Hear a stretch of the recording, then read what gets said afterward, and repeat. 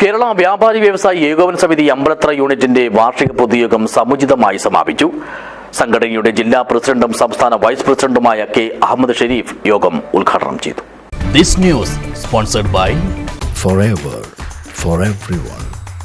Shobhika Weddings, Big Mall, Kanjangad, Kozhikode, Koilandi and Kutyadi.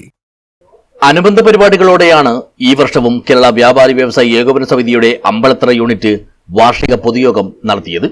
അമ്പലത്തറയിലെ വ്യാപാര ഭവനിൽ വെച്ച് നടത്തിയ യോഗം വ്യാപാരി വ്യവസായി ഏകോപന സമിതി കാസർഗോഡ് ജില്ലാ പ്രസിഡന്റും സംസ്ഥാന വൈസ് പ്രസിഡന്റുമായ കെ അഹമ്മദ് ഷെരീഫ് ഉദ്ഘാടനം ചെയ്തു. വ്യാപാരികൾക്കും ഒരു സഹായവും ഗവൺമെന്റ് നമുക്ക് ലഭിക്കുന്നില്ല.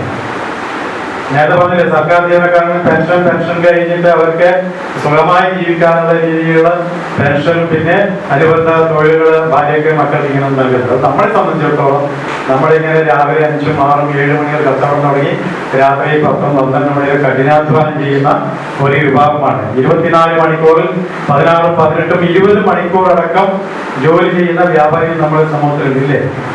എന്ത് കഠിനാധ്വാനം ചെയ്യാൻ ഈ നാടിന്റെ സമസ്ത മേഖലകളിൽ, ഈ കച്ചവടത്തിനപ്പുറം നാടിന്റെ സാമൂഹിക സാംസ്കാരിക മേഖലകളിൽ സാന്നിധ്യമായി മാറുന്നുണ്ട്. Unit president K V Gopalan അധ്യക്ഷനായി. യൂണിറ്റ് പരിധിയിൽ 50 വർഷക്കാലമായി വ്യാപാരം നടത്തിവരുന്ന മുതിർന്ന അംഗങ്ങളെ Ambalathara Janamaithri beat police officer T V Pramod ആദരിച്ചു. സംഘടനയുടെ ജില്ലാ വൈസ് പ്രസിഡന്റ് ഹംസ പാലക്കി, സംസ്ഥാന കൌൺസിൽ അംഗം ആസിഫ് മെട്രോ, വനിതാ വിഭാഗം സംസ്ഥാന കൌൺസിൽ അംഗം സരിജ ബാബു എന്നിവർ ആശംസകൾ നേർന്നു. സംഘടനാ അംഗങ്ങളുടെ മക്കളിൽ കഴിഞ്ഞ അധ്യയന വർഷത്തെ SSLC പരീക്ഷയിൽ ഉന്നത വിജയം നേടിയ വിദ്യാർത്ഥികൾക്ക് അനുമോദനവും നൽകി.